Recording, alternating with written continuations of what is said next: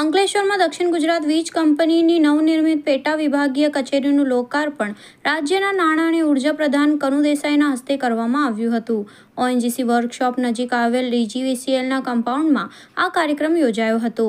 નવી કચેરીમાં અંકલેશ્વર ઔદ્યોગિક વિભાગીય કચેરી, અંકલેશ્વર ઔદ્યોગિક પેટા વિભાગીય કચેરી, અંકલેશ્વર શહેર પેટા વિભાગીય કચેરી અને અંકલેશ્વર પૂર્વ પેટા વિભાગીય કચેરીનો સમાવેશ થાય છે. આ કચેરી 2855 ચોરસ મીટર બિલ્ટ-અપ એરિયામાં 6,69,00,000ના ખર્ચે નિર્માણ પામી છે. કાર્યક્રમમાં અંકલેશ્વરના ધારાસભ્ય ઈશ્વરસિંહ પટેલ, ભરૂચના ધારાસભ્ય રમેશ મિસ્ત્રી, જંબુસરના ધારાસભ્ય ડીકે સ્વામી અને અંકલેશ્વર નગર સેવા સદનના પ્રમુખ લલિતા રાજપુરોહિત ઉપસ્થિત રહ્યા હતા. ડીજીવીસીએલના એમડી યોગેશ ચૌધરી સહિત વીજ કંપનીના અધિકારીઓ પણ હાજર હતા.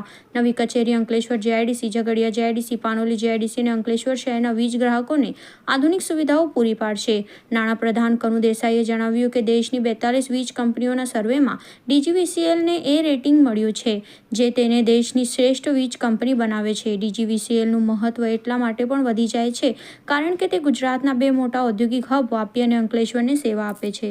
આજે દક્ષિણ ગુજરાત વીજ કંપનીની ભરૂચ ખાતેની વિવિધ ઓફિસોના લોકાર્પણ પ્રસંગે મને ખાસ આનંદ થાય છે કે આ વિસ્તારના દરેકે દરેક ધારાસભ્યો આ લોકાર્પણમાં હાજર છે અને એ જ બતાવે છે કે આ ધારાસભ્યો પોતાના વિસ્તારના લોકોના કામ માટે કેટલા સક્રિય છે.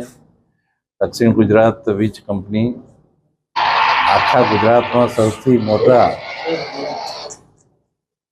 મોટા 2 ઇન્ડસ્ટ્રીયલ એસ્ટેટ કવર કરે છે, એટલે કે ભરૂચ અને વાપી દક્ષિણ ગુજરાત વીજ કંપનીમાં આવે છે. દક્ષિણ ગુજરાત વીજ કંપની ટોટલ 7 જિલ્લાઓમાં કામ કરે છે. તેમાં આપણા દેશની 42 વીજ કંપનીઓનો સર્વે કરવામાં આવ્યો, એનો એનાલિસિસ કરવામાં આવ્યું અને એ 42 કંપનીમાંથી આપણી દક્ષિણ ગુજરાત વીજ કંપનીને એ રેટિંગ સાથે નંબર 1 મળ્યો છે.